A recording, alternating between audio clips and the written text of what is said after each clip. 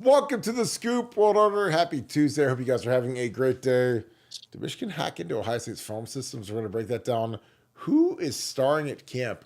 Since Saturday, there is somebody who has been an absolute MVP. I call him the bad man. We're going to break all that down. We had a huge nugget on BuckeyeScoop.com. Couple of nuggets. We had Helmet Technician and Nevadabuck post today. So if you guys want to know what's really going on at camp, get on BuckeyeScoop.com. As always, if we haven't said it enough, we appreciate you guys. Again, our camp coverage has been crazy good over the last few days. Yesterday we had eyes in practice. We have eyes in practice today. The guys that are standing out, the guys that Ryan Day and Chip Kelly want to feature are being revealed on BuckeyeScoop.com. So jump on there. Again, we appreciate you guys that are already BuckeyeScoop.com members. But if you guys are not, it's a VIP access to inside the Woody Hayes, inside of Ryan Day, inside of recruiting. It's as good a coverage as you'll ever get for Ohio State football. It is the best $13 a month you could ever spend. Again, $13 does not go very far nowadays, but if you are on our website, we have not raised prices over the last 4 years. So again, we appreciate you guys that are members, but it's really fun to reveal what is going on inside the Woody Hayes and what's going on inside of practice. So again, if you guys enjoy this content, please give us a like, click subscribe, also click that little alert bell. It's been an incredible run.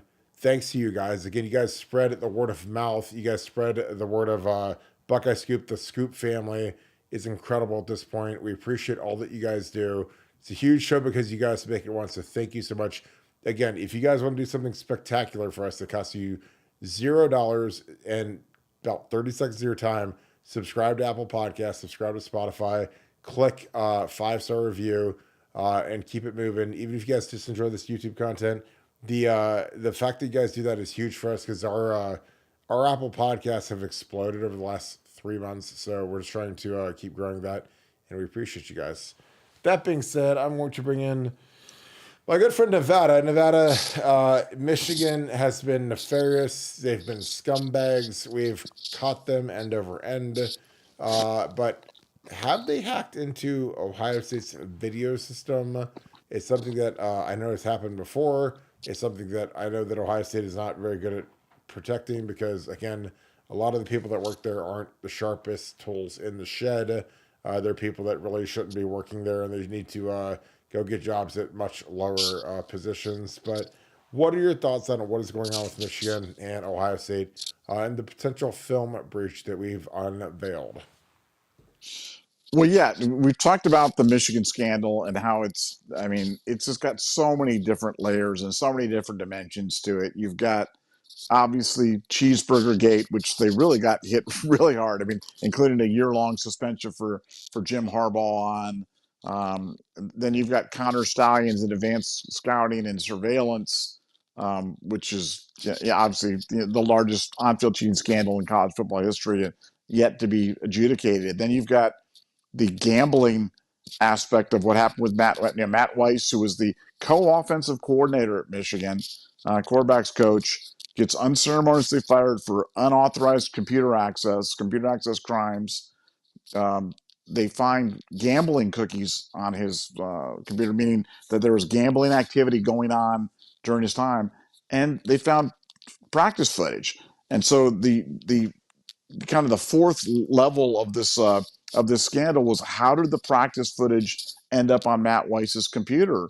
And from the latest briefing of the Big Ten, it appears that Matt was kind of the conduit of the information, whether that was coming from Connor Stallions or from surrogates, of the information that was being distributed for the people that were actually watching Ohio State's video, illegally accessing Ohio State's video system, giving the information to Matt Weiss, and then Matt Weiss was disseminating it to the rest of the Michigan staff. So that was kind of the flow of how this information was going by. So major break on this one right now, because the question is always, I knew we talked about this many times. We always knew that there had been practice time that had ended up on Matt Weiss's computer. The question was, how did it end up there? What was the access? How did it enter? Well, it apparently, according to the Big Ten, Matt Weiss was kind of the ringleader on this, was kind of the linchpin, was the guy that was kind of taking the information, putting it on the cloud, and then letting the other staff members know. And the other staff members were regularly accessing this. And according to, there's rumors out there that I have not been able to confirm yet, but there's strong rumors out there that Michigan had attempted to do this with several other teams during that same time period, and not knowing how successful they were or unsuccessful they were. Apparently, they were successful with Ohio State. Whether they got the information via an ex-employee, whether they got the information via an ex-player, I'm not exactly sure, how the access was made. But I think the fact that the access was made right now is kind of moved from rumor, speculation to now it's fact not in dispute. And so this, I'm not sure from an NCAA standpoint what rules, this certainly goes to the sportsmanship policy rule within the Big Ten. But I think the way that this was uncovered, the way that this was being investigated currently, is as an additional computer access crime that Matt Weiss could be potentially facing. So the computer story, while it's been kind of lingering around as a story for a long time, now I think we can move from story to it happened, and still continue to dig to find out exactly who did the hacking, how the whole thing went down. But Matt Weiss being the guy that was there, Matt Weiss sharing the information with other people on the Michigan staff. So the Michigan staff all knew it. They all knew it. And the thing about this, they could prove it because they see who accessed the information that was on the cloud. So I think the Michigan guys, we didn't know, we had no idea this was a lone wolf. Not that those arguments ever held any water, but I think they're rapidly coming apart. Yeah, with as we kind of unpeel this onion every single day, Michigan was absolutely involved in computer access crimes involving Ohio State, and that's going to be one of the next shoes that will not drop prior to this second NOI. I know these stories are hard to keep track of because the Michigan scandal is so deep. It will not break before the second NOA is dropped down there, but it's kind of the part of the third and fourth wave of gambling and now computer access crimes being lapped onto Michigan. So more bad news for Michigan today, and as bad as it was yesterday, it's even worse today. Yeah, I've said for a while, and again, I was somebody who's I worked in the computer system. I know how to access the computer system. It's not hard to access the computer system. I told Ohio State they need to lock down the computer system, and I'm just like, guys, like, we need more sheep in the Woody Hayes and less, or we need more wolves, less sheep, and we've got a lot of sheep in there right now that just don't. They really don't know what they're doing, and again, I feel bad for Ryan Day because a lot of his support staff doesn't work like they used to. I don't think that they're particularly talented, other than just being names or former players or whatever. But I said, look, you guys need to tighten this thing up, and they didn't heed my advice, and Michigan got in there and they packed it and they cheated, and between that and Connor Steins, I mean, that's a powerful tool. And I know that like people say, oh well, this is breaking news, but it shouldn't have to be. If you had people, when you're um, it's a lot like Catch Me If You Can with Leonardo DiCaprio. It's like when he got caught at the end of the thing, he's like, well, I could work in counterfeiting and help you guys figure out what people do. And a lot of times, like when these hackers or people do this stuff, when something happens, they say, well, I can work with you and show you what they did and what the tricks are and how to tighten up the loopholes and whatever. But some of these guys, they just don't get it. And I told guys, I'm like, look, I mean, there's some major holes here. You guys better fix them. And they didn't, because again, they're not particularly intelligent with what they do. Again, they're very arrogant, and they're not very sharp at making sure that the team's taken care of, and it costs us. So Michigan got in there. They looked at the film. It's pretty evident what happened. Again, you have to realize when there's 120 guys on the team or 130 guys on the team, there's 60 employees inside the building. Half those people are not happy with their positions. So they're moving on. They're going elsewhere. There's players that are not happy that they're not starting. They're not happy they didn't get the NIL deal. Whatever the deal is, and they're very, very vulnerable. And again, I know people like to think it's all for the old Buckeyes and the old brotherhood, but I don't know. Like, I mean, when guys get beat out and guys get screwed over and they don't have any loyalty, then they're very, very vulnerable. So it's interesting to see what happens. And again, Michigan took advantage of that. It's pretty evident, when you've got like an assistant film coordinator who, those guys are all looking for permanent positions and stability and build their families. And when you're a low level film person, like you're not going to get like some sort of a long term deal at Ohio State. You're probably going to move on to Akron or Miami of Ohio or Michigan State or wherever. And they're going to check on you and say, okay, well, you can go there and be the head film guy, or you can stay here and be the number two and make, $20,000 a year. So, eventually, like if guys are trying to improve their positions, which again, I think that everything that Connor Steins did came down to improving his position in life. So he's a guy that wanted to be the head coach at Michigan. He wanted to be the guru of film, the grand wizard of Michigan football. And he's like, I'm gonna do whatever it takes. I'm 20 whatever years old, and I'm gonna start off and I'm gonna break film and I'm gonna figure out a way to basically accelerate up the ladder as fast as possible, which is what he was doing. Because like I told you, when you're a guy like him who's making 50 grand a year, you're not talking to a coordinator who's making $2 million a year before every play of the Ohio State Michigan game. But and that's where he rose to, because he figured out a way to pick our signals, to decipher everything, to get to the point where he could tell Jesse Minter or Mike McDonald exactly what was going on.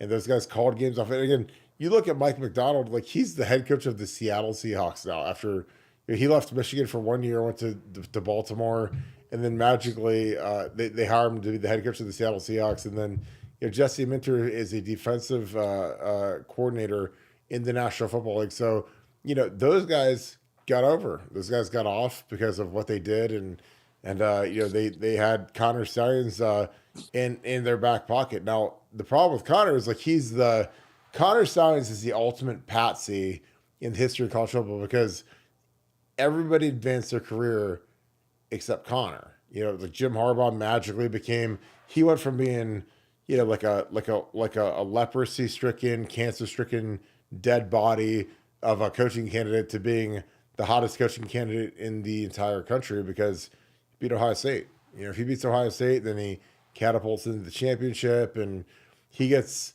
a pretty easy route to the title, because like Bama was down, Washington was. I mean, we would have walked through both those teams if Ohio State would have made it. But again, I never say anything without, because Kyle McCord is so bad that I can't. I don't know. If we had a regular Ohio State level quarterback, we'd have been straight. But Kyle McCord was just absolutely atrocious as an Ohio State quarterback. He was terrified every time he got on the field. So I don't know. And again, I mean, he can. I'm not going to go into semantics about who could attack me from Kyle's camp, but Kyle was atrocious. And again, when he was third team All Big Ten and hit the portal, and nobody wanted him except for Syracuse, he lost 45-0 in their bowl game. We'll see. But I don't know, Nevada. Like it's Well, Kirk, it's one of those. can you explain a little bit about the video system and what's on the video system, and are the signals on the video system, and what if you have access to the video system, if you're Michigan and you illegally hack into the Ohio State system, what do you get? What is your bonanza if you have that? Well, like I said, I worked at Ohio State for 3 years, so I had access to Huddle, and they're with Catapult now, which is the same. It's like Diet Coke or Diet Pepsi. It's the same thing if you're with Huddle or Catapult. But you get into it, and they've got all of your plays, all of your and again, they've got a separate reel of every game, all the calls, everything you call every play, every signal. They've got their recruiting presentations. Because again, this is the same stuff we had on in 2012 when I worked there. It's like they put the recruiting presentations on there, the films, the breakdown. Like when I used to work and do the breakdowns at Ohio State, like I'd upload my breakdown onto Huddle or Catapult, and so they could see what we're looking at. But the big thing is the signals, and again, like I told the guys that work there, CJ Barnett, is like, you got to take those off. Don't have signals on there anymore. Because again, it's a different universe now with the portal era, because kids have never been more, they've never lacked more loyalty in the history of college football than right now. So I told CJ, I'm like, dude, you got to get the signals off there. Do not put signals on there. Do not do a lot of the stuff that could give you guys away. You put two-factor authentication on there. There's a lot of things you could do that could help you, because the kids, they want all the kids to study film, but they don't want to watch the film with outsiders. So there's kind of this level, and I just I don't know. I tell these guys, I'm like, you guys have to be smarter. And again, I feel bad for Ryan because I genuinely feel like Ryan does not have enough smart people around him. He has a lot of guys that are happy to wear the polos with the little Buckeye logo on it and be a part of the program. But I'm like, you guys have to be better than that. You really do. I mean, you guys have to have some guys that are actually smart enough to know what a team could potentially do to you. Because Michigan got over on them 3 years in a row. I'm like, guys, you have to be better at the counterintelligence than that. And if teams are picking your signals and they're stealing your plays, you have to be able to beat that. And so, but inside of Catapult, they would put all the plays, all of the calls, all of the signals, all of the recruiting presentations. There's a lot of stuff they'd add into there, and I'm just like, you should not have the signals on there ever. You should have every kid have to do two-factor authentication so they could prove that that's who's signing in. And also, I really don't think you need to have the play calls inside of the thing too. You could just have the film, the raw film, take the overlays off, and it would make it a lot easier for kids to be able to study the film, but also not be caught up in what potentially could get out and hurt you. Because again, I'm real big on look, if I'm Ohio State and I've got a suspect video coordinator, a suspect assistant, and assistant video coordinator that are potentially going to Michigan or whatever, potentially sharing the login, how can I minimize the impact? And again, when you don't have people that are, actively working in your best interests, again, right now, Ohio State is, we're softer, we're dumber. There's this whole catapult. And again, we have a number recruiting class. We're probably the most talented team we've ever had, but it's not because of a lot of the ancillary stuff. It's because, Ryan's done a great job, and Brian Schottenstein has done a great job with the foundation. And, we've done, Brian Hartline's done great. Laurinaitis has done great. But we've had a lot of guys that have dropped the ball on the interior, but they get kind of shielded because of the excellence of our recruiting and the prospects of this team. So, again, is it hard for me to say that? Yeah. Is it hard when I say that we've been had 3 years in a row? Yeah. But at some point, Ryan's going to be like, guys, what do you guys really do around here? I know that you guys get issued the team polos and you get the hats and you get to go out and take photos with your family at picture day, but do you guys really do anything that contributes or helps us or is counterintelligence, or is it just because you like to be here and look like whatever? Because again, there's a lot of frauds inside that building right now, and it's as bad as I've ever seen at this point. And I talk to guys that have been around there for a long time, and they're just like, we've got some real ones, like Jim Knowles a real one, Chip Kelly's a real one.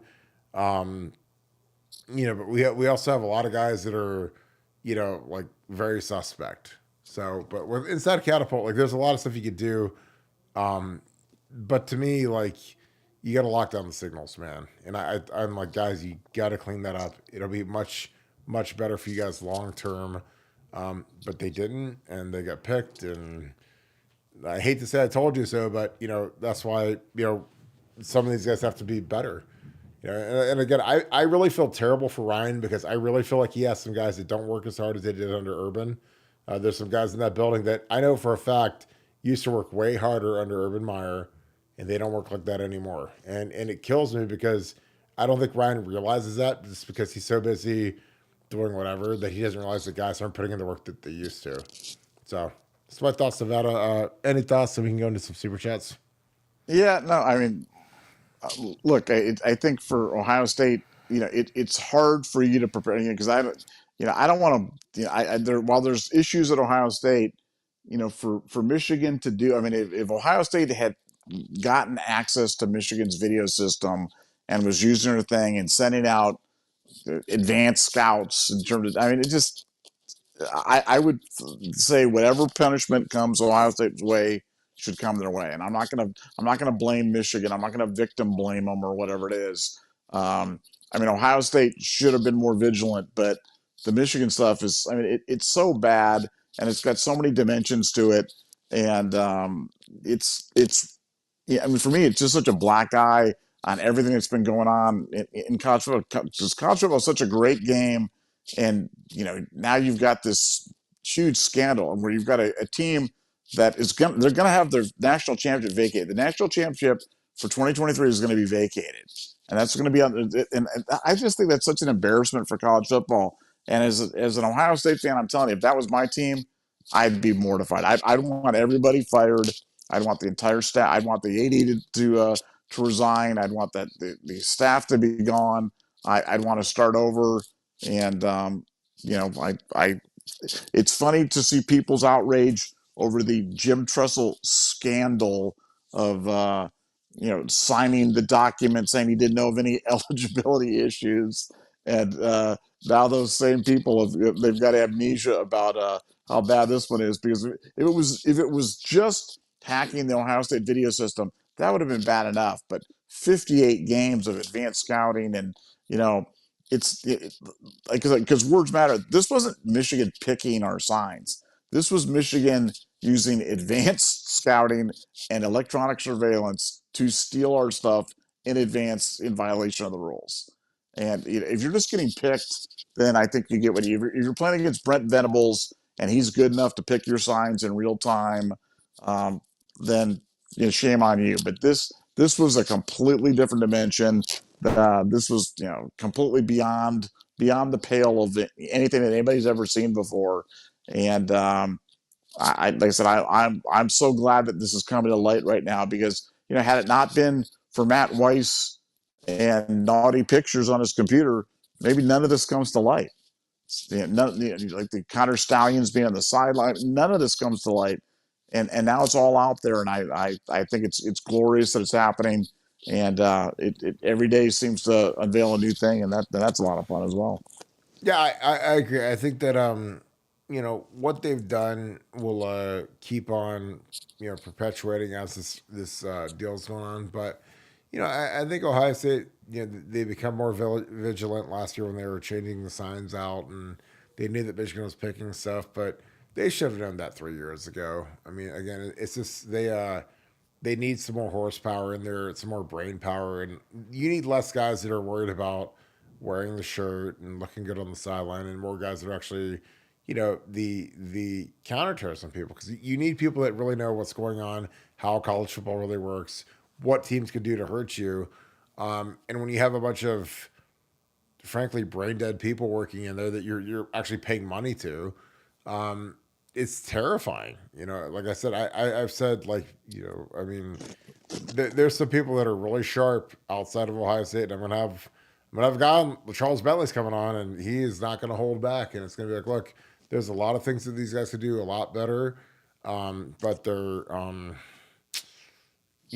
kind of in their ways. They kind of feel good about where they're at. And again, the team is best in the country at this point. They've got #1 recruiting class, but there's a lot of ancillary things they could do that really aren't that hard to correct, that they could be much better at. Nevada, let's get into some camp stuff. We had 2 nuggets today. We had one from Helping Technician. We had one from you as well. A lot of good stuff today going on in camp the last couple of days. G. Scott got dinged up, so Jelani Thurman is going to get a little bit more work going forward for the next few days. Brandon Innes is a supernova at this point with what they're doing with him. Again, every other Ohio State podcast listens to us to know what's really going on. So what do you want to reveal as what's going on in the practice for the last 4 or 5 days? Well, yeah, and again, if you want the inside information, get the stuff, you come to BuckeyeScoop.com. But yeah, you mentioned a couple of names. I'd be buying all the Brandon in his stock that I could if I'm out there. He is on a straight trajectory up right now, and you're talking about such a loaded receiver room, and we spent a lot of time talking about J.J. Smith and Emeka and Carnell Tate, and Brandon. I'm not saying he's the forgotten man by any stretch of the imagination, but he's it's easy to be overlooked when you're looking at some of the other freshmen or incoming guys, and then obviously you get your veterans and so much talent in the room. But Brandon has been outstanding lately, like outstanding. So that's just a name that I'd be watching for here over the next 12 days as we're kind of zooming towards kickoff and the opener. But Brandon Innes is a guy that's really, really taken hugely. I'd say it was one step forward, but it's like multiple steps forward, and looking at everything like the number one wide receiver, coming that he was coming out of high school, and I think he's going to have a big impact on this year, which is crazy because like we've talked about JJ and we've talked about Emeka and how you've got all these mouths to feed, but you've got to find a way to get Brandon the ball.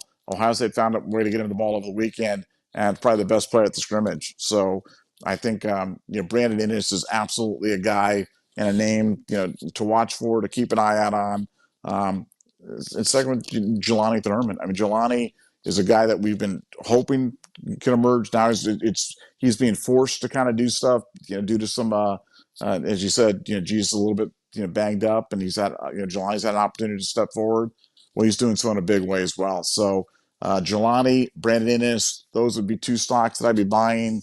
And, two, I won't say they're question marks, but two guys that, I don't think that had figured mightily in terms of Ohio State's plan. But if you're an Ohio State fan, definitely keep an eye out for them, because those guys are, they're poised to have big seasons for sure.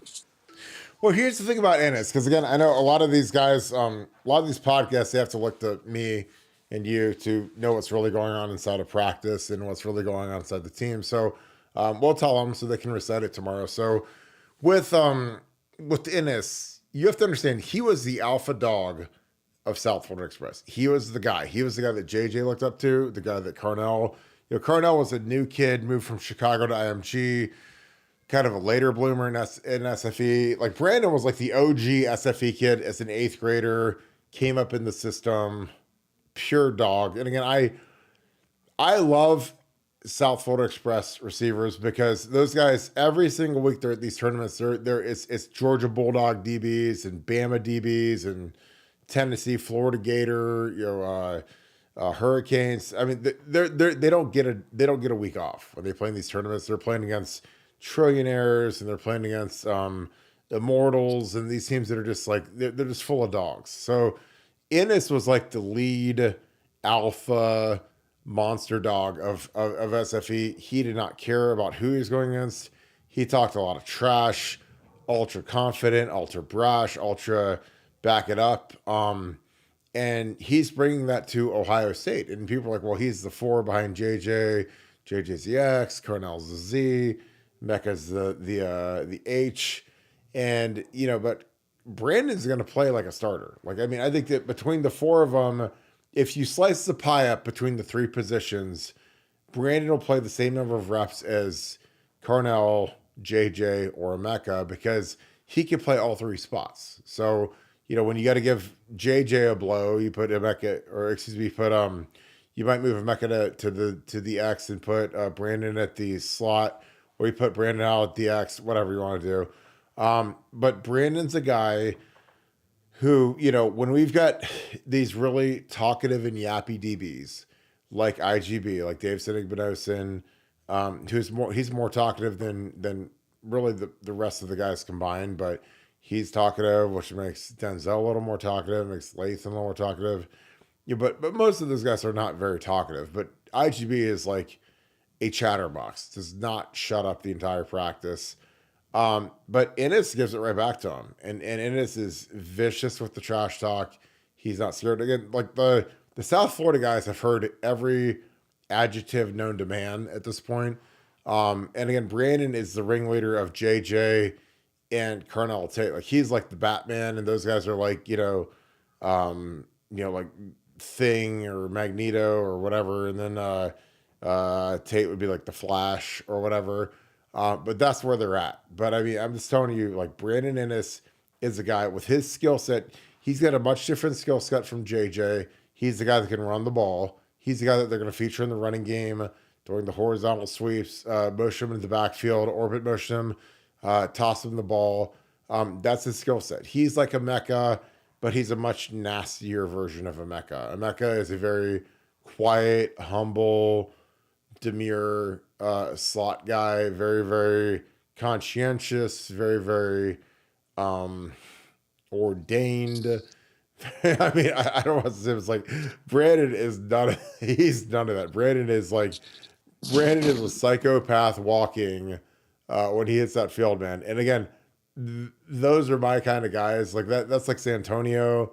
That's like there's some guys they get on that field, man, and they're ready for that action every day, and that's what it is. So I love him. G Scott dinged up his wrist yesterday, did not finish practice, and Jelani Thurman has a real opportunity to get gassed up and get rolling right now. So Jelani's a guy who we've been high on. We've watched his film 1,000 times. I could throw his film up right now. He's got all the ability. He played defensive end in high school along with tight end. He can ding guys. If you had like a real tight ends coach, I think that he would be much further along. But he's kind of battling because he doesn't have a guy who's a real superstar developer at the position. He's got a young kid who's been described to me. Again, I said this earlier in the week. This is one of the greatest descriptions ever. He was described to me by somebody inside the Woody Hayes as a cigar store Indian in Keenan Bailey. So that's who's developing Jelani Thurman at this point. And again, we just give you the truth. I mean, that's what people inside the Woody Hayes think of Keenan Bailey. So, when Jelani's not developing, I'm just like, I don't know what he's doing. Maybe he's making rap videos or something. But I think that Jelani, if he was, with a really hard nosed coach, like he'd probably be a lot further along than he is right now.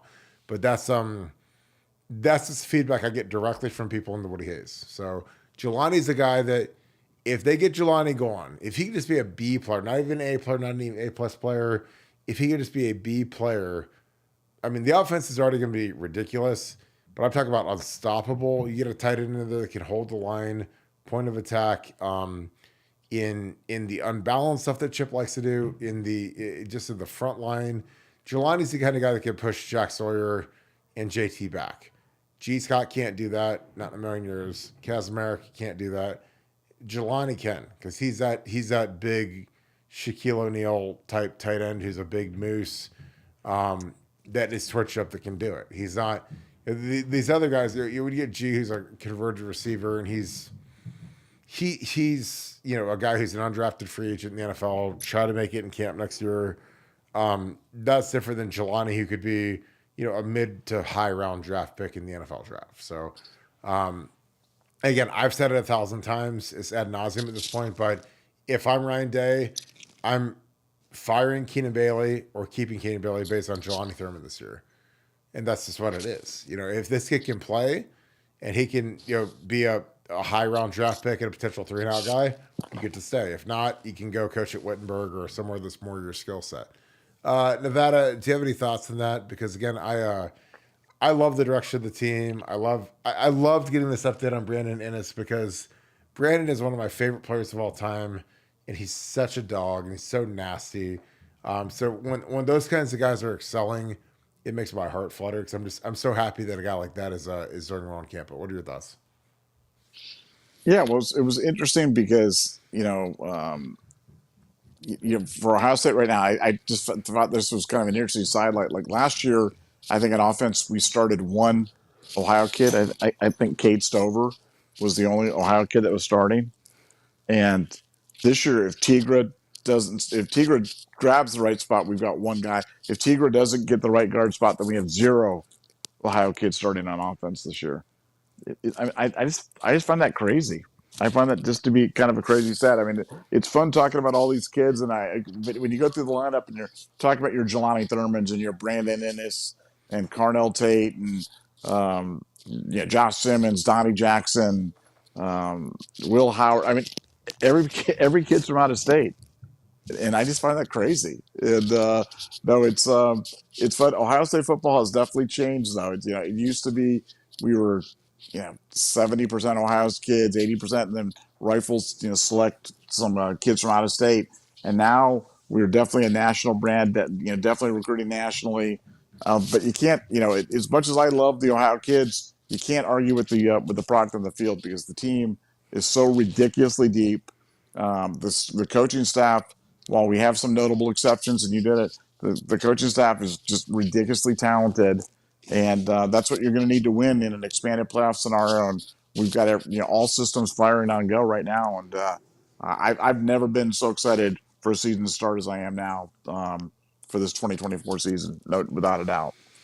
Yeah, I agree. I mean, I don't, I don't know how much I hold the Ohio thing against kids because, I played with Santonio, who's from Belglade, Florida, and I played with, Michael Jenkins, who's from Tampa, and Shane Olivier was from upstate New York. Will Smith is from New York. Like, those guys were like full on Buckeyes. Robert Reynolds is from Kentucky. Chris Gamble is from Dillard High School in Florida.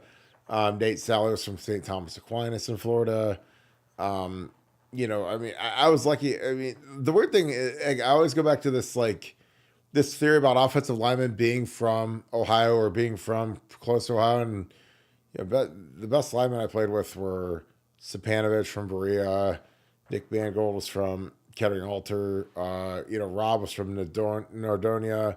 Rob and Nick were captains. Doug Dadish was from Warren Howland. He was a captain. Um, I don't know because I go back and forth with that. That's something that we're going to talk about with LaCharles about the O lineman from Ohio, and is it still the same as it has been? Is it not? I know that we've missed on some pretty substantial Ohio talents that went on to have good college careers to the point where they were. Mitch Trubisky was the number 2 pick in the draft, and Luke Kuechly is an NFL Hall of Famer, and whatever. But I don't know. Like, I mean, I kind of go back and forth because it is bizarre. We don't have a single Ohio kid starting, kind of week 1, but I don't know what that's a product of. I don't know if that's because of the talent flight from the north to the south. I don't know if that's because of our head coach being from New Hampshire and Jim Knowles not being from Philly and Chip Kelly being from New Hampshire, and like this is the least Ohio centric, coaching staff we've ever had. Brian's the only guy from Ohio on the entire staff. That's never happened in history. I mean, you've got, LJ is not from Ohio. James is from Minnesota. You look at the DB coaches, I don't know where Tim Walton's from, but it's, Matt Gagliano's not from here, obviously. So it's very interesting to see how this all unfolds. But, if the kids buy in and they play well and whatever, I mean, we've had so many great Buckeyes that are from out of state, like David Boston was from Humble, and a lot of these guys that I got to know over my time, they're not necessarily Ohio guys, but I know that there is a drumbeat from the Cleveland guys, especially like Troy, Teddy, LaCharles, that about get the Ohio flavor going back on the roster, but. I don't know how accurate that is because I think that there has been a talent drain from the state of Ohio, and I think that you have to go more national to get a lot of the skill. And if JJ Smith scores 20 touchdowns this year, I'm not going to be depressed that he's not a kid from Olentangy and he's a kid from South Florida. So again, that'll be a very interesting stat about if we don't have a single Ohio kid, but it's kind of where we're at now. And the other thoughts of that, we'll dig into some super chats. No, I mean, I look, I love the Ohio lineman just because I just think I try to be practical about it. Like, I think line is a position that takes longer to develop than any other position on the field. So I think that guys that are from Ohio would probably have less tendency to get homesick or to get wandering eyes and want to portal out or leave or whatever it is. And I think, Ohio kids in general are tough. And yeah, I just look at our success in terms of we've talked about it. It's well chronicled how well we've done with Ohio offensive linemen. Our last national championship was 5 Ohio kids. I know the game's changed, but I'm not sure it's changed that much. And I look at how much time and energy and resources we spend recruiting big time kids from out of state, and as the helping technician says, we drill a lot of dry holes. So maybe if we spent that time focusing on Ohio kids a little bit more, would be better. But it's interesting, and like you said, I don't care where the kids, where the Tim Waltons from Carver, Georgia or from whatever, it doesn't matter to me where they're from, but I do think it's interesting how, Ohio State, especially on offense, is kind of moving away from Ohio players. But it'll be interesting to see if that continues on in the future. Totally agree. All right, let's get some super chats. G Mark Wenner, thank you for the 10. When Scum planted their flag in the O, was that the most disrespectful thing you've seen between the two teams? Um, I mean, I don't know. We tore their banner down in like 1970. Like Hicksy, my boy, went down in there and tore the banner down. So, I mean, that was pretty disrespectful. I wasn't mad about it. I mean, I love Hicksy to death. God rest his soul. But when we get smashed at home and they plant the flag, that's kind of the price you pay when you lose at home. Like, I mean, our guys all ran off the field and were crying in their locker rooms, and they're waving the flag around for an hour, and then they come into the middle of the field and they plant it. So I don't know. Like, I mean, do I expect that? Not really. I mean, I beat Michigan up there twice as a player, and even in '07 when I was, we beat Jake Long and Mike Hart and Henny. Like, there was never a single thought in my mind, and I waved the flag in the stadium, but I never thought about running to the block M and placing it in the middle because I thought that was a total douchebag operator move. But again, that's just me. Again, you have to, like, when you're a guy like me, you act like you've been there before. Like when you have 6 wins versus Michigan, 4 in a row as a starter, you act different than when you're a team that hasn't beaten us in 20 years. So those guys were thirsty.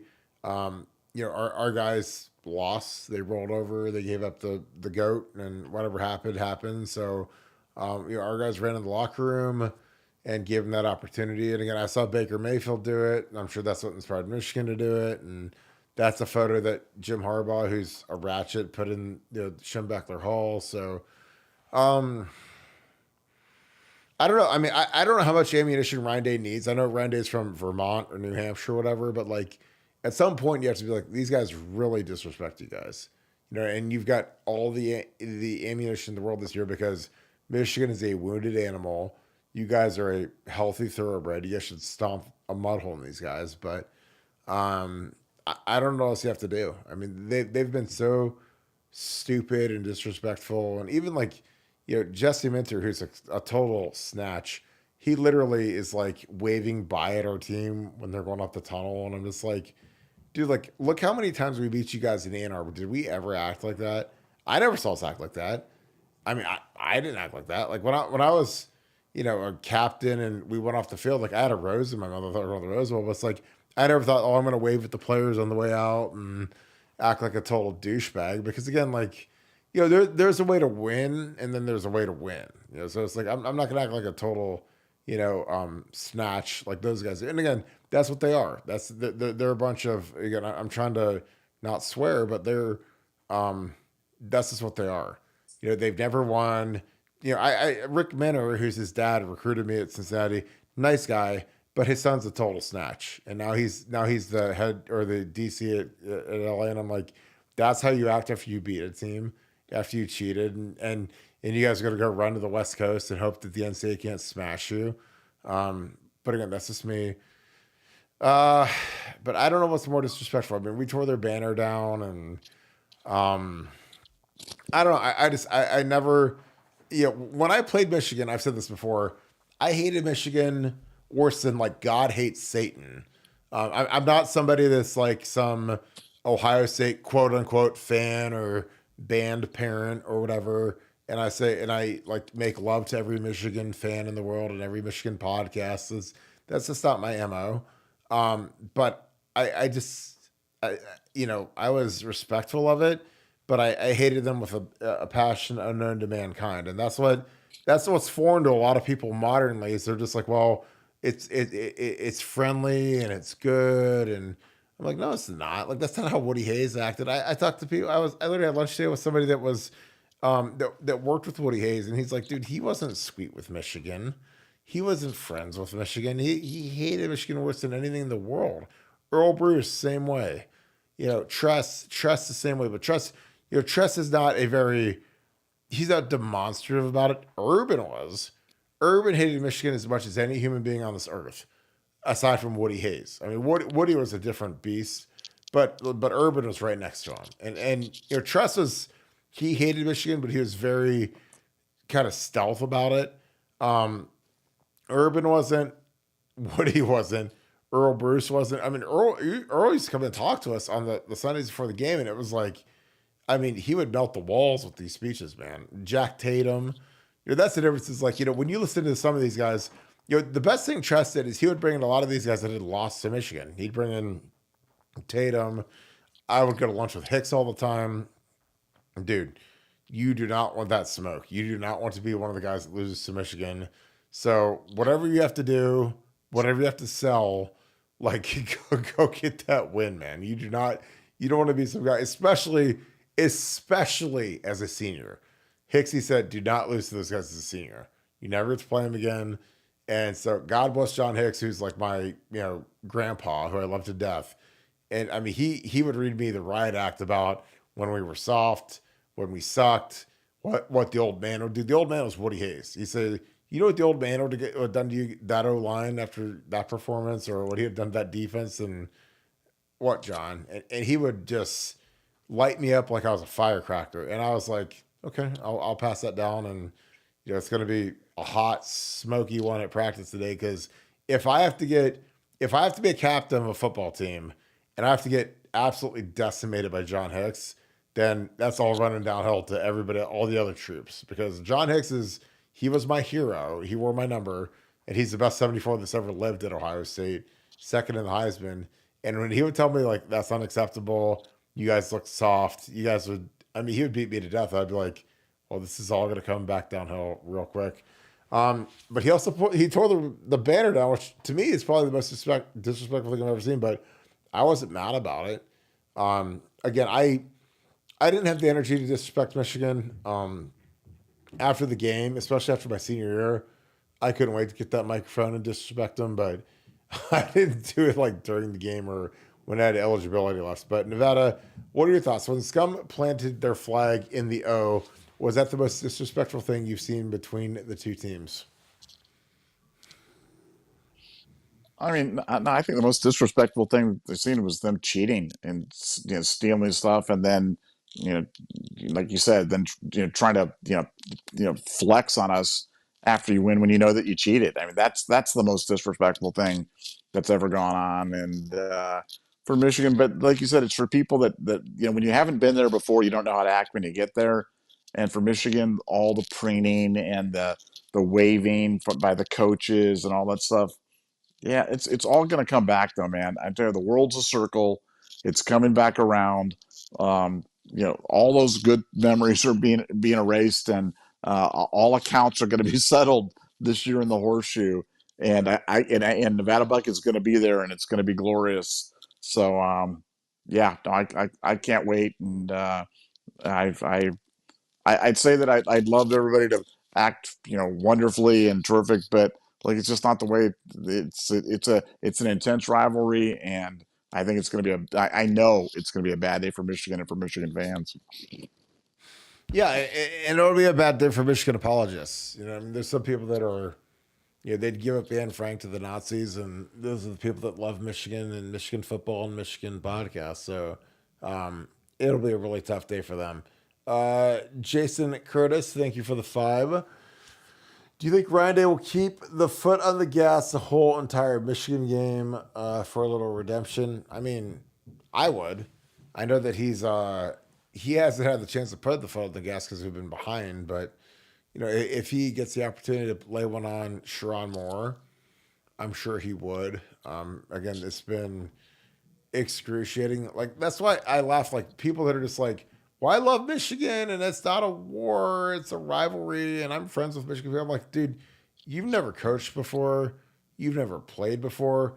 Like, Ryan Day and Nina Day and RJ Day and the whole Day clan, they've been beaten to death over the last 3 years by this community for losing to Michigan. So, everyone's like, oh, but it's okay, and we love them, and we're sweet, and they do $10 super chats. Like, the people that say that are so dumb that I don't even know how they can even like look themselves in the mirror and not say, I'm the dumbest human being in the world at this point. Because I'm telling you, like, for Ryan and for people that have lost that game, it's never sweet. I mean, like Ryan Day's life, if he beats Michigan, and especially when you find out they've been cheating, and your family has been so um, you know decimated over this, it's crazy. So I don't know. Like to me, it's almost stupid at this point to put them off the hook, but I think he might run it up on him. I would like if he did that. I think that he would he would gain a lot of respect from the Ohio State crowd if he ran it up on Michigan this year, especially when they're down. Nevada, what are your thoughts? Yeah, I mean, look, he owes them a hang 100 on them. Didn't get a chance to do it in 2020 when they tapped out on the fake COVID stuff, and then 2022, man, that was the height of the cheating. That 2022 was kind of the pinnacle of Michigan cheating. And like I said, he didn't get a chance to whack him, but this year he's gonna have a chance. Yeah, he will take every opportunity. He'll onside kick up 45-0. He'll do whatever he's got to do. There's no love lost, and like I said, there's always a bill to be paid, and now the bill's coming due, and this is the year Michigan's going to have to pay for it, and they're going to pay for it with Alex Orgy at quarterback, and with a brand new head coach, unless Sharon Moore's been suspended or fired by then. But yeah, no, it's going to be glorious. Sean Rollins, thank you for the 20. Appreciate you, my man. Thanks for being a great wrench. First week on the job. It's going to be a big night for the Barton family. We got the kiddo coming tonight or tomorrow, so we'll let you guys know. But I appreciate you. Pooh Beard 12, thank you for the 5. This is a great question. Ooh. And thanks for being an ultra member as well. Do we still pursue David Sanders Jr.? If not, where's that NIL money allotted?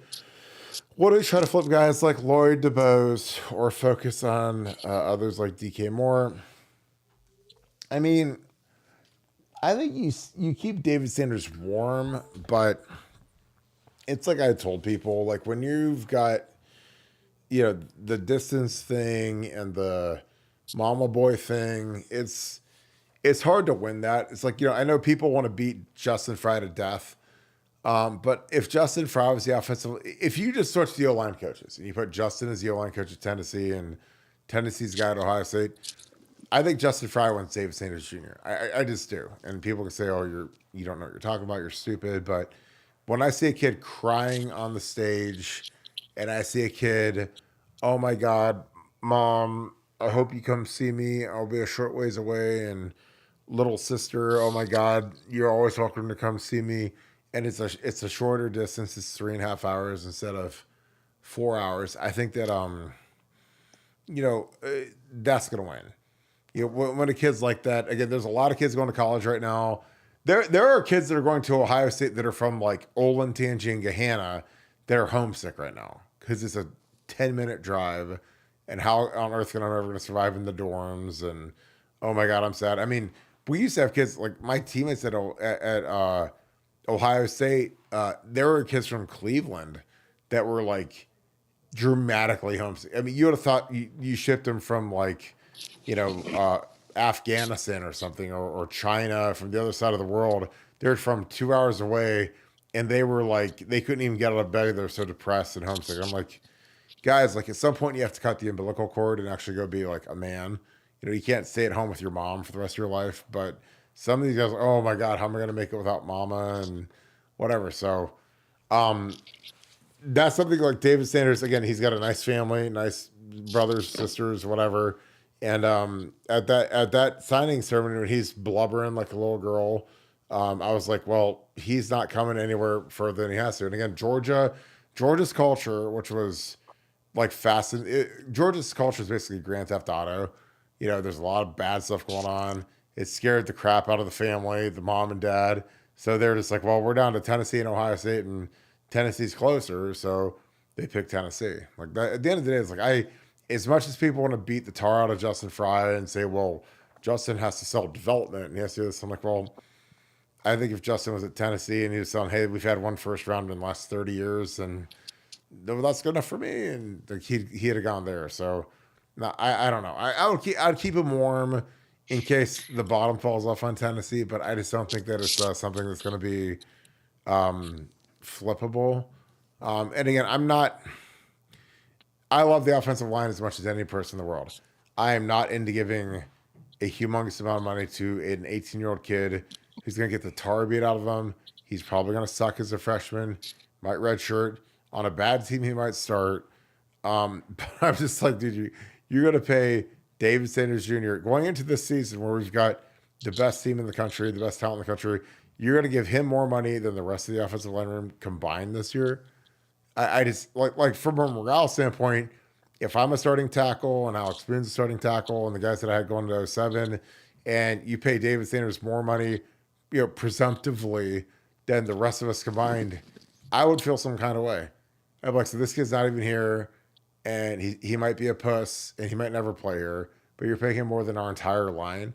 That is one of the unintended consequences of NIL. It's like where people are just like, well, we have to get this kid a private jet deal and a suite and all this money and all this other garbage. And you got guys that are like, like Josh Fryer and Josh Simmons and McLaughlin and Donnie Jackson and like combined, I don't think they're making what you would have paid this kid to commit here and probably redshirt or be a bad backup as a freshman.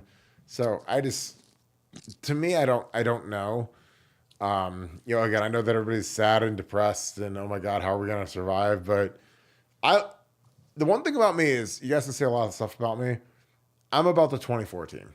That's all I care about. I don't care about 25, 26, 28, 29.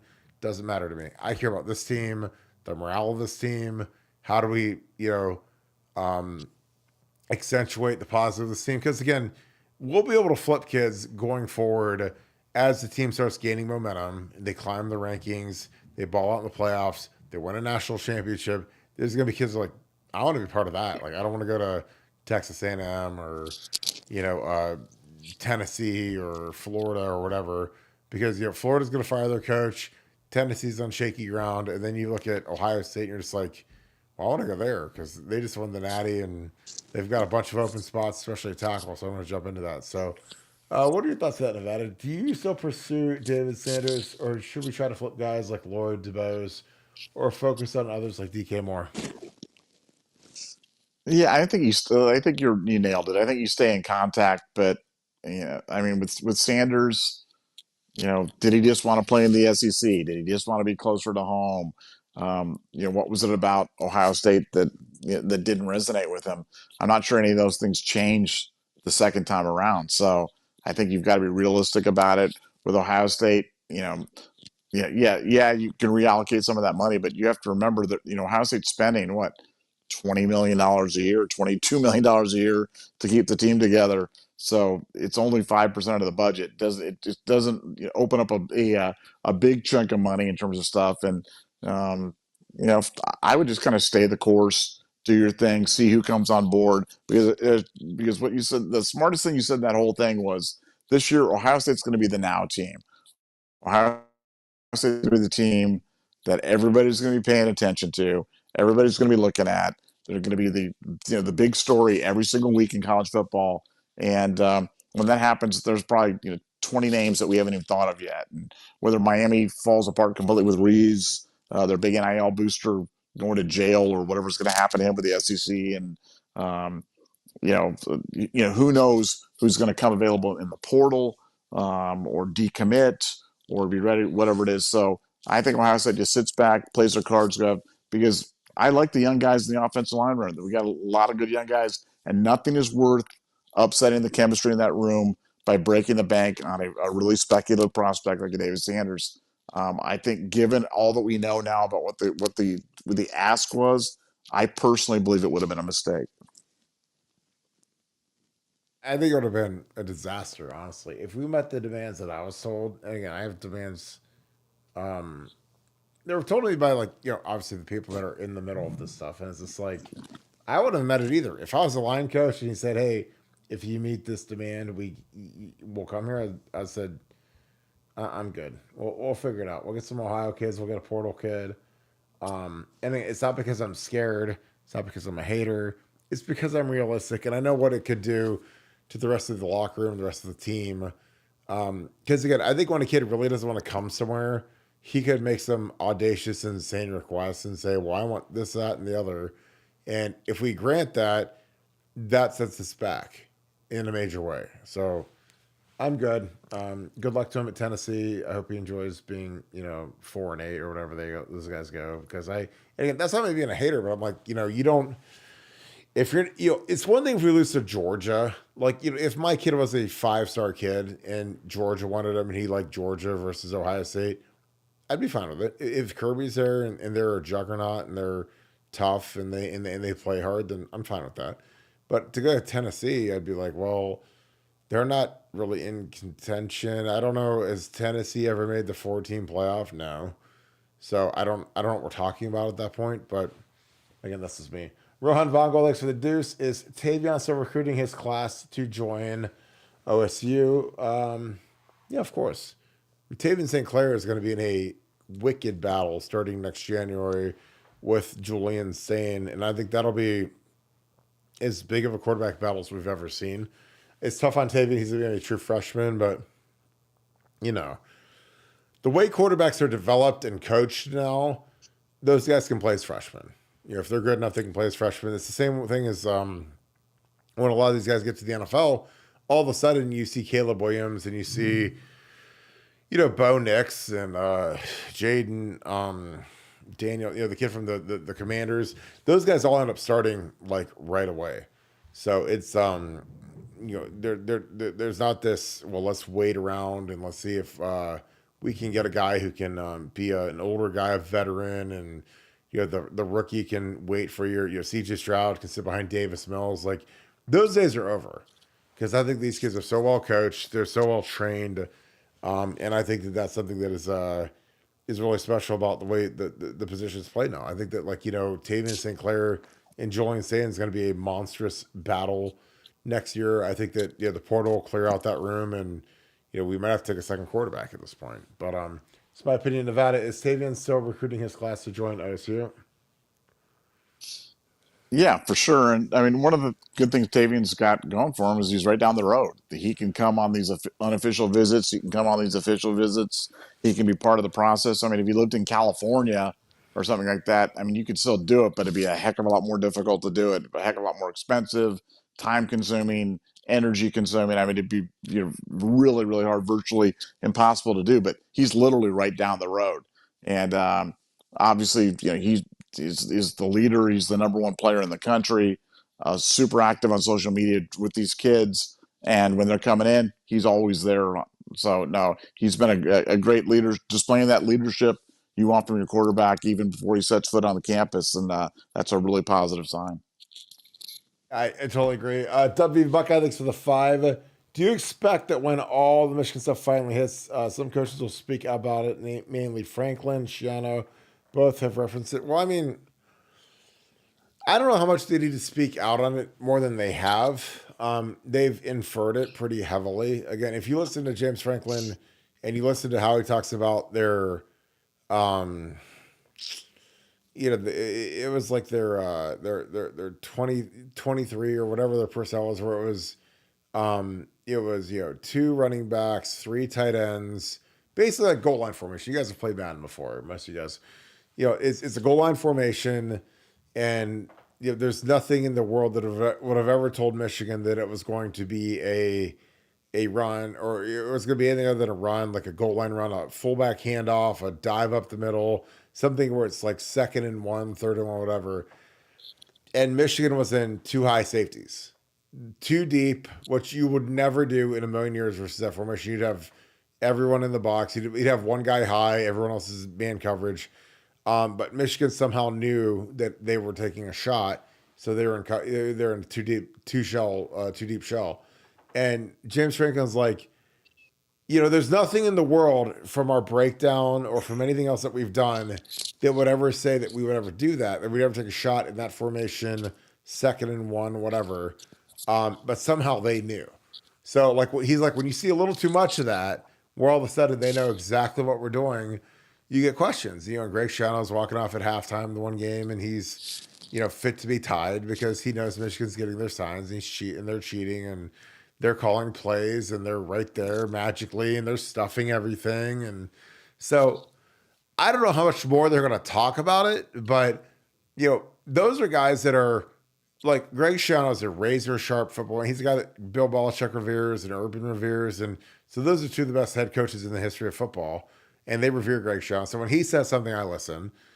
James Franklin, I think that he's okay. He's a guy, but I think that he's done you know average to above average at Penn State, but he's the guy that he was heated because he's like, look, I mean, when you're at Penn State and you're a head coach like James Franklin is and you lose to Michigan and Ohio State, you keep doing that, eventually you're gonna get fired.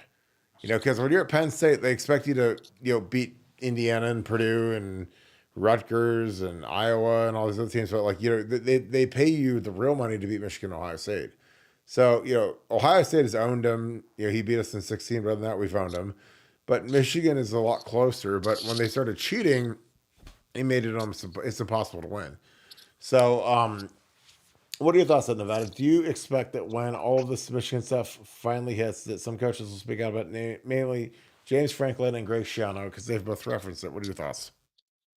Yeah, I don't think you'll see a lot of that just because there's no equity in them doing it. For coaches, they talk about it, they come across like they're whining. They don't want to provide any more ammunition or anything like that to the Michigan program, like they're the big meanies that kind of blew the whistle on them. And at this point, it doesn't do any good. The NCAA is going to do the dirty work for them, so they can just sit back. And I think from their perspective, the less they say, the better, because the NCAA's got Michigan locked and loaded in the wheelhouse. The hammer's swinging down on them, and nobody wants to be known as the guy that brought the hammer down on somebody else. So you just sit back, let somebody else do your dirty work, and they'll smile inside. I think that in the coaching community, you gotta keep that tight. Just a reminder: Waterfront Grill this Saturday. Andy Joe is going to be there from 1 to 5. Buckeye Scoop meetup. Spread the good word. We will roll Andy Joe experience. It'll be a blast. So shout out to Andy Joe and the Taylor gang, the family, Sarah Thomas. They are at every Buckeye Scoop event. So I want to toss this up here so you guys can see it, know where to go, when to go. But take care of our girl. She's gonna be out there hustling like always and doing a great job. So go check her out. Jordan Royd Dealer, thanks for the 5. Jesse beat y'all without his head coach. Signs being able to leave house. This is loud on the field. I had to wave 2, purest champ ever. That's a good name for you, Royd Dealer. I like that. Thanks for the 5, big dog. Appreciate you. Lisa Shear, thank you for the 10. I hope you're doing good, girl. A prophet without honor, except in his hometown and in his own household. Maybe that mentality is contributing to not recruiting and developing more Ohio kids. What are your thoughts, Nevada? That's a good one. I'll give that quote one more time from Lisa. Again, I appreciate you. A prophet is not without honor, except in his hometown and in his own household. Maybe that mentality is contributing to recruiting and developing more Ohio kids. What are your thoughts? Well, so I assume we're talking about Ryan Day and his lack of ties to Ohio State, and is that kind of the premise of the question? At Yeah, least that the way. I think that like again, a prophet is not without honor except in his hometown and in his household. So that's something I've heard a little bit different, but yeah, I think it's about not recruiting and developing more Ohio kids. It's about being more national. What are your thoughts about it? Yeah, no, I look. I've been on Ryan Day about stuff like that as much as anybody, but I think he's been better, and I think the way that that's manifested itself is having guys like, we can talk about guys not being from Ohio on the staff, but they played at Ohio State, and we've got Brian Hartline, we've got um, James Laurinaitis, we've got Tim Walton. I think he's been doing a better job of bringing guys that kind of the Laurinaitis one was the big one because nobody understands the rivalry. I'm not saying that James is better than anybody, but James understands the rivalry. He gets it. He understands what it likes to play at Ohio State, to excel at Ohio State. And so when you bring a guy like that in as your 10th accountable coach, I just think you're really cementing those Ohio ties. I think it's really as simple as Ohio high school football is down, and for a lot of reasons, demographics, um, the just the quality, the lack of 7-on-7. I mean, we can go through the list of reasons why Ohio high school football isn't cranking out the talent that it used to, but it isn't. So I think for Ohio State, it's really a simple recognition of the fact that if you're going to be the best of the best, you're going to not only have to get the best kids out of Ohio, but you're going to have to go nationally. And if Ohio State football's down, especially the skill positions, you're going to have to go exclusively nationally for them. But it's swinging back around where you're taking Tavian St. Clair next year. He's an Ohio kid. You've got Bo Jackson, a great elite running back out of the state. So yeah, it's not like they can't get elite kids, but I just don't think there's as many of them as there were, back in years gone by. Yeah, I agree with you. I think that there's been a drain on the deal. Again, if you just said, "Hey, let's just recruit the best 20 Ohio kids and then try to get 6 or 7 or 8 national kids and see how it works out," I don't think it would be advantageous for Ohio. This is not 25 years ago. Like, when I was coming up in Ohio, you could take, 65, 70% of the class from Ohio and then go get national kids. Again, the O2 class is like the greatest example ever because you got Mike DeAndre was a 5-star. Mike DeAndre is the #1 linebacker in the country. We got Derek Morris, who was a top, 3 or 4 guy in the country, not from Ohio, obviously. Troy Smith was an also ran 3-star. Justin Zwick was a 4 or 5-star from Massillon. Maurice Claret was a 5-star, best player in the state. Rob Sims, Nick Mangold, TJ Downing, Doug Dadish. I mean, all NFL type guys that are all from Ohio. Mike Kudla. I mean, Quinn Pitcock, NFL 2nd-round pick, monster. AJ Hawk also ran 3-star, who ended up being the 5th pick in the draft. I mean, it's like it's almost comical when you look at how much talent we got out of Ohio, and then you sprinkled in Santonio Holmes, who's a guy that literally none of the Florida schools want it. Like the Florida State Seminoles didn't want him, the Miami Hurricanes didn't want him, the Florida Gators didn't want him. So we got him. This is between us and NC State. Nate Sally was a kid that wasn't wanted by any of the big three in Florida back when they were better. So we sprinkle those guys in, and then magically, like, we're pretty talented. Like, I mean, that's as good of a class as we've ever had. And 2 of the lowest rated guys we had are Troy and AJ. And Troy wins the Heisman. AJ is the 5th pick in the draft, Super Bowl champion, captain of the Super Bowl team when they beat the Steelers. So, it's different. Like I said, I don't want to fault Ryan and those guys for going nationally, just because I think that if you kept the same prospectus and you said, "Hey, all right, you're going to take the best 4 linemen from Ohio and the best 2 linebackers from Ohio," I don't think the talent is anywhere near as high as it used to be. I just don't.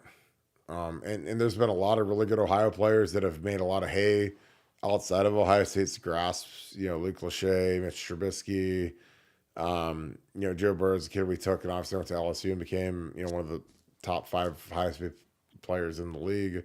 Luke Kuechly is a guy that we should have taken, went to BC. But I think you have to go more national. But when you do that, you have to figure out a way to get them to understand the rivalry at a higher rate than they do. Any other additional thoughts on that?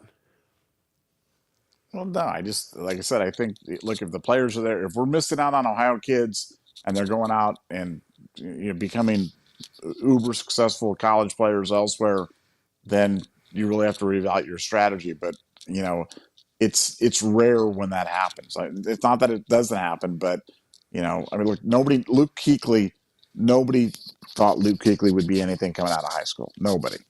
You go back and read the rankings on it. There was nothing about Luke Kuechly that screamed Pro Football Hall of Fame.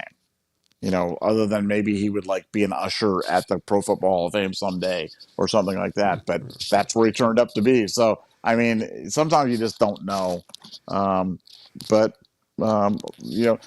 hope Ohio football 2026 is a good year in Ohio. good year for all offensive linemen. So I think the class will be more Ohio centric, and I'm always all about that. Yeah, and like I'm not like I don't beg on Luke. I mean, you look up the guys who took the class over Luke Kuechly. It's hilarious at this point, but it's not like Luke Kuechly went to Bama. That's different from like Ryan Kelly was a flat out miss by Jim Bowman and the coaching staff, and I love Bowles, but like I was like, why did we not offer this kid when he's going to Alabama? He's from Lakota West, and frankly, Greg Gilliman, our recruiting staff, they just weren't very talented or good at what they did. So we whipped on Ryan Kelly. Ryan Kelly ends up being a Remington winner from Bama, first round pick to the Colts, and he could have been a Buckeye, but we didn't give him the time of day. So that one's much different. Like when we lose a kid to Bama and he's from Ohio, that's way different. And we don't offer him. Like Ohio State did not offer Ryan Kelly. That is way different from the Luke Kuechly, who ends up at Boston College, which is not a some juggernaut of a school. It's not like if Luke Kuechly would have gone to Georgia or Florida or Bama or USC, then that's one thing. But when you go to BC, that kind of means that everybody kind of missed on you. Luke Kuechly didn't go to Michigan, beat the tar out of us, so thank God. But yeah. All right, Nevada, I think we got all our super chats. Any final thoughts? We'll wrap the show up. No, just great day on the scoop. Love more and more stuff coming to light on Michigan. It seems like every day there's more and more light being shined on the extent of this scandal, and that's always a lot of fun. And every day is one day closer to Ohio State football kicking off 2024 season. So I know fans' expectations are high. I normally try to tamp them down at this point, but I'm telling you, it's okay to have high expectations. This team is worthy of you being excited about it. Totally agree. With that being said, I appreciate you guys as always. Thank you guys for having a great show tonight. Really, really good questions. A lot of good info. Again, we appreciate all that you guys do.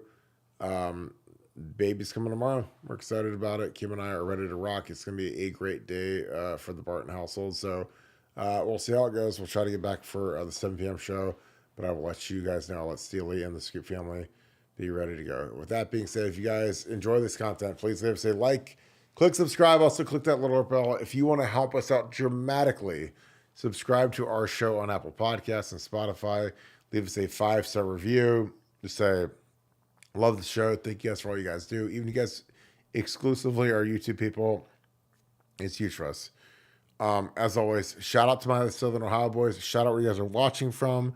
Shout out who you guys are watching with. Again, it's been a stressful few days, but we're going to get through it. And we're very excited to get rolling with our new member of the family. So he will show up tomorrow, and we're going to be very excited about that. So with that being said, thank you so much, Buckeye Nation. And thank you, Scoop family.